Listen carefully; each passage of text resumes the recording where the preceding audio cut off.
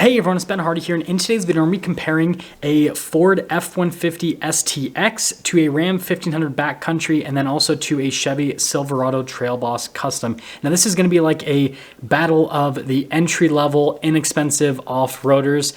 Now I know a lot of you are probably going to comment that it would be better to compare the Ford F-150 Rattler in this particular comparison, but Ford hasn't released that to the public yet. Obviously it's been announced, but since I can't go into a dealership and buy one, we're just gonna stick with these three for now. We'll do an updated comparison in the future.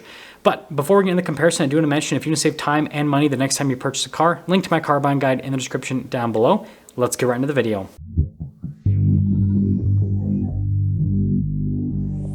Starting under the hood of the Silverado, we have a 2.7 liter turbocharged 4-cylinder that goes through an 8-speed automatic transmission. It's good for 310 horsepower and then 430 pound-feet of torque. And yeah, definitely pretty interesting powertrain. It is actually the smallest engine here out of the bunch. Now popping over to the Ford, we have a twin-turbo 3.5 liter V6. Goes through a 10-speed automatic transmission. Good for 400 horsepower and then 500 pound-feet of torque. This is the most powerful engine out of the bunch, but it is not the biggest engine. That goes to the Ram. We have a naturally aspirated 5.7 liter Hemi V8 that goes through an 8-speed automatic transmission. It is good for 395 horsepower and then 410 pound-feet of torque. So the Ram has the least amount of torque, but it's in the middle for horsepower, basically. So it's, pretty much in the middle from an engine perspective. But again, it's a V8. It's got that going for it. Now, the Trail Boss actually happens to have the best ground clearance, which we'll get into just a moment. Notice how you've got that blacked out accent piece there in the center, which I think looks fantastic. I love it in the sand metallic color. I think it's a really cool looking truck overall, if you ask me. You have the regular halogen headlights there, and then notice the Chevrolet logo with the Z71 badge. Red tow hooks on the front end. Now with the Trail Boss, because it's got that 2-inch suspension lift from the factory, it's over 10 inches of ground clearance, which is fantastic. It's actually close to 11 inches, so it's fantastic from a ground clearance perspective, as in base model entry-level off-road truck. Now popping over to the Ford, you guys can see here you've got the normal Ford hood design. And I think this truck's a good-looking truck from a front-end perspective. Again, halogen lights, that's kind of standard for this segment. And then you can see with the fog lights as well. Notice how the grille is darker in coloration. It's part of the STX package. Got the Ford logo front and center. We do have tow hooks there at the bottom. Now, ground clearance is closer to like the 9-inch range. So it's kind of average for an entry-level off-road truck. And then popping over to the Ram Backcountry. This one's bright blue. Now, you've got your 1500 badge there on the side. Again, halogen headlights, kind of part of this segment as we've seen so far. And you can see the fog lights down below. And it has the blacked out bumper. I do have tow hooks there on the front end, parking sensors, again, right around 9 inches of ground clearance. And, I love Ram trucks. I own one. I think they're good looking. I don't think the Backcountry is. Maybe it's just the blue, but it just, I don't know, looks weird to me, especially compared to the other two. I think the Chevy looks the best on the outside with this particular comparison. But popping here to this side, we've got a real off-road setup, 18-inch wheels. You can see we've got these aggressive all-terrain tires. They're pretty big, right? As you can see, pretty beefy. I believe they're like almost 33s, actual measurements, not what the factory says. But notice there with the front end lift, 2 inches. Got the Z71 badge there. Blacked out mirror, and then you can see the door handles as well. So we definitely have a solid setup from a ground clearance perspective and from a tire perspective, frankly. And so the Trail Boss is looking to be pretty solid in this comparison. Leaf springs in the back, Rancho shocks as well. Those Rancho shocks are supposed to help out with off-road absorption. And something to mention, this has the G80 system, which we'll kind of get into a little bit more later. Now popping here to the side of the Ford, this is probably the least aggressive setup. Now I know there's going to be a lot of comments saying that I should have done an FX4 package. The STX is kind of similar, not perfect, but kind of. But you can see larger sized wheels, not exactly the most aggressive off-road tires. But again, the FX4 package doesn't have super aggressive tires either anyways. No suspension lift or anything like that. Have your F-150 STX badge there. And then notice here at the mirrors, pretty basic from a material standpoint, got the side steps. That was added on after the fact. It's an aftermarket accessory that the dealer added accessory, frankly. And notice that it's got a normal truck stance that's kind of raked where the front is lower than the back because it's not been lifted. Still have leaf springs there in the back, just regular shocks with the truck. Now popping over here to the Ram back country, you can see we've got kind of like an in-between setup. So I guess the Ford has the worst setup in this comparison, and then the Ram has an in-between setup. So it's not as aggressive as the Silverado, it's more aggressive than the Ford. No suspension lift or anything with the truck. If you get like a Ram Rebel, which is just above this, you do get like a 1-inch suspension lift, which is pretty cool. But here's your full side view.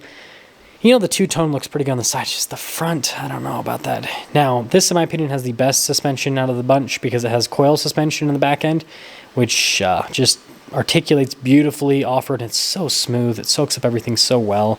And all of them have solid rear axles, independent front suspension, if you guys are wondering. Now, here's a key fob for the Silverado. Notice it has the tailgate dropped in. Pretty fancy bit of tech, right? Now, here is the bed area. You can see the protection there on the back. And then notice with the lights there in the bed, you got a full power outlet. So this thing is all set up for camping adventures. Got the Chevy bow tie there in the center of the bed as well.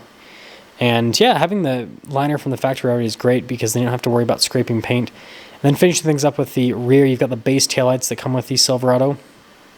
And then all your regular badges and everything there on the back end. You can see the bumper steps there with the receiver hitch in the center. And yeah, again, I think it's a good looking truck from a back end perspective. Notice the Ford key fob's a little bit more on the basic side of things. But dropping down the tailgate, it's not dampened, so you do have to, hold it yourself so it doesn't just slam down, right? I do have a power outlet in the bed of the Ford, so that's a big plus. And no bed liner though, but you can get it as an option. It's just cost extra. Lifting up the tailgate, since it doesn't have Ford's, tailgate step system, it's actually pretty light. Notice we have our STX 4x4 sticker there. Base taillights here at the Ford. Then you got the Ford logo F-150 stamped on the bed, and then parking sensors there with the receiver hitch. And yeah, again, I think they did a pretty good job with the styling in the rear of the Ford. Now the backcountry, right, got remote start. We got that going for us. It's funny to see what options the trucks have and don't have compared to each other. The weird thing about base model trucks is it's just funny how manufacturers what stuff they'll keep and what stuff they'll omit. Anyways, LED lights there. No outlet in the bed though. The tonneau cover is part of the backcountry package, if you guys are wondering, which is obviously great for aerodynamic efficiency. Of course, we got a big 4x4 sticker. That's what really makes an off-road package, is having a massive sticker that says 4x4, right? So since Chevy doesn't have that, I think it's losing in this comparison because Ford says it and Ram says it on the side of the bed. So, and Ram has another 4x4 badge on the back. So it's like, it's probably in the lead now that I think about it. Base taillights that come with it. And then you can see there with all the blacked out badges there with the rear. And they got the blacked out bumper and exhaust tip. So again, it has a cool sporty appearance. I feel like Ram spent more time with the appearance of this truck rather than the off-road prowess, frankly. Which I'm not hating on them. I just think it's funny. But anyways, here's the door panel, and this is where people are going to start saying stuff about the Chevy. Yes, it does have a very, very basic interior. Cloth seats, as you can see, but, right, easy to clean off. Now popping over to the Ford, notice the door panel does look nicer from a material standpoint. It's super similar to what you get with like an XLT, actually. Not quite as nice, but like I said, similar, okay? It's the key word there. Pretty basic sound system, that's across the board. And then cloth seats, again, with the Ford. I wouldn't say they look better, but they are more comfortable. The Chevy seats are a little bit harder. I will say that. The Ram, as you guys will see a little bit later, has the softest seats, but you can see with the vents and everything. Chevy has vents in the back. And popping over to the Ram. Now, this is the smallest cab, actually. Most expensive truck, though, funny enough. And so you can see, pretty basic from a material standpoint here. You guys will like the front door panel a little bit more. But the seats are the best in the Ram, by far. Yeah, they look the best. They're the comfiest. So, Yeah, Ram's definitely one from a seat perspective, but they have not one from a cab perspective, or I guess from a price perspective either with this comparison, because if it had a bigger cab, it's already the most expensive, but it'd be even more expensive compared to the other two trucks. Now going from the Ram setup with the quad cab back over to the Silverado, or the front area of the Silverado at least. Again, you can see pretty basic from a material standpoint, but again, easy to clean off. So that's the benefit, right? And you don't have to worry about, nice materials ripping off. It'll last longer since it's just, plastics and everything. Front seats, again, cloth. Power adjustments though. Got the pedal layout down below, again, pretty basic. And then notice we got our light controls here with our drive line select. It does have 4-wheel high as well as 4-wheel auto, which is great. That 4-wheel auto system's great for like slippery conditions and everything. Not off-road, but snow and stuff on road. Anyways, here's the door panel at the front of the Ford. You guys can see a closer kind of look at the top portion of the panel. But nice padding for the armrest at least. Blind spot monitoring in the mirror, and then you can see all the window controls there. Door lock and unlock with this at the front. Then here are the front seats.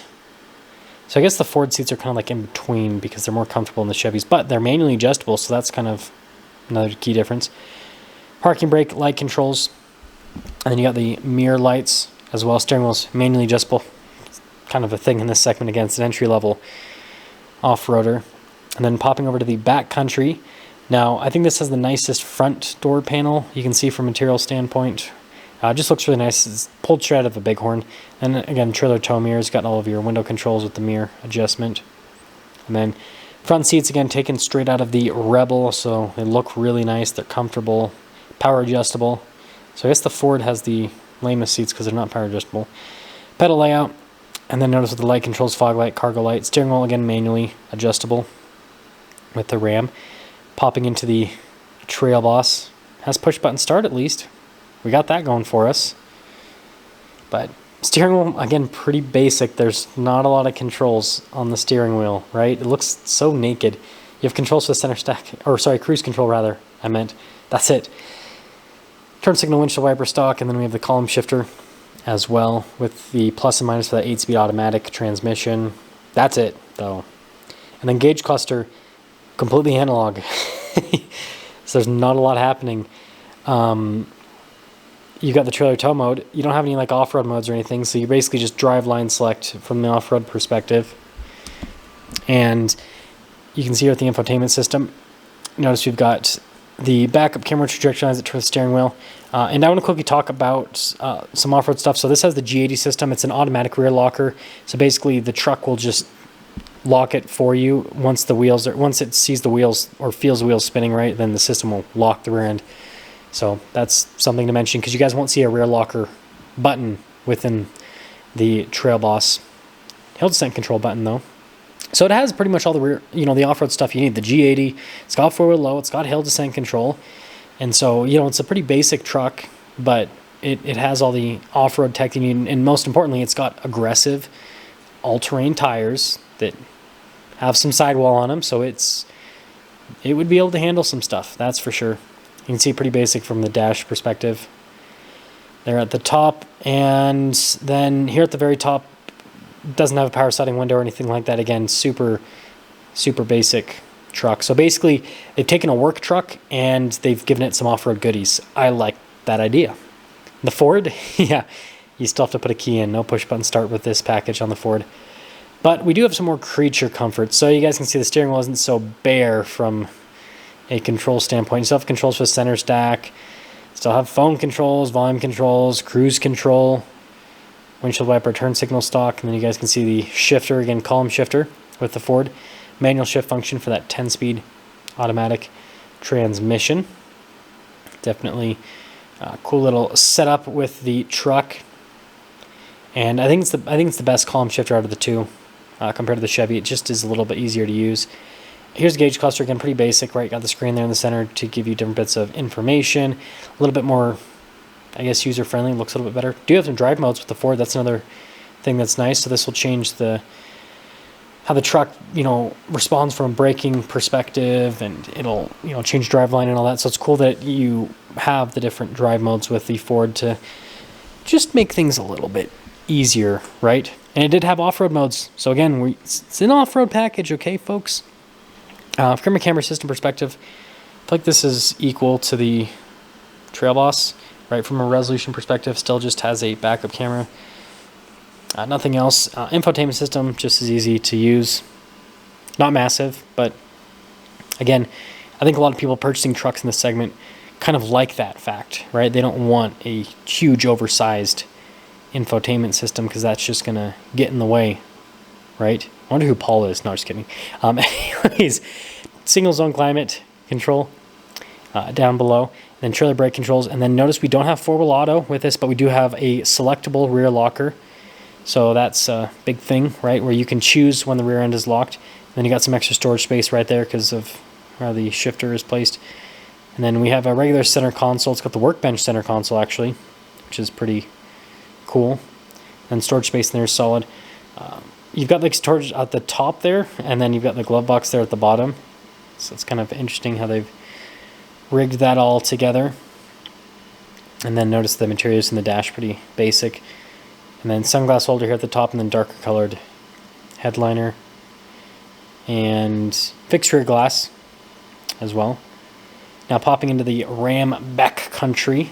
Ooh, it's a nice looking gauge cluster. It says Bighorn though, that's confusing. It's backcountry, just kidding. Anyways, here's the steering wheel. Just like the Ford, I think it's nice, and it's got some practical controls on it, right? Cruise control, radio controls in the back, controls with center stack, voice command, phone controls as well. Turn signal, windshield wiper stock, right? So it's got all the stuff that you need from a control perspective. And then you can see there with the gauge cluster, I think this is the nicest looking gauge cluster out of the bunch because it's Ram's upgraded gauge cluster setup. So I think they've done a great job with that as well. You can see the different bits of info, including off-road. Infotainment system looks the nicest out of the bunch too. Camera resolution, they're all pretty much the same. They all have backup cameras. That's it. No other cameras with the trucks, which is kind of, par for the segment. But infotainment system just as easy to use as the other two. Like I said, I just think it looks a little bit like the display with Ram. With this Ram, it just looks a little bit nicer. So I think that they've done a good job with their whole setup. Dual zone climate controls, heated seats, heated steering wheel. This one definitely has some added luxury features. The other two don't. But you got to remember it does cost the most out of the bunch. And then you got analog controls for the radio, the heated seats, the heated steering wheel, the dual zone climate system as well. Notice we got the parking sensors, tow haul mode, stability control, trailer brake controls. And we have our transmission selector. It's a dial, so it's out of the way. We do have four-wheel high as well as four-wheel low and four-wheel auto. Hill descent control, axle lock, which is selectable. So it's just the Chevy that doesn't have a selectable rear locker. And then there's the center console setup. You guys can see that sliding backwards and forwards. And then notice with the outlet, got some USBs there with the phone holders. And then you got the double glove box setup there. It says backcountry, even though the gauge cluster says Bighorn. Don't get it mixed up. And then power sliding rear window. And then darker colored headliner there at the top. So let's quickly sum things up. Pricing, $50,000 for the Ford and the Chevy, $54,000 for the Ram. The Ram did have some extra features, smaller cab. Here's what I have to say. If I'm going to go off-roading, I'm probably going to take the Chevy because it has the most aggressive tires, the G80 system. Even though it's annoying that I can't select when the rear end is locked, it's a solid system, and it still is a locking rear differential. But from a daily driver perspective, it's going to be probably the Ram. The Ram had the nicest interior and the most creature comforts, and on-road ride quality is the best with it with the coil suspension. And so the Ford's kind of in between, right? Because it's not the most, it's off-road capable, but yeah. So I want you guys to let me know which trucks you would pick, but that's kind of my pick is Chevy for off-road and the Ram for on-road daily driving.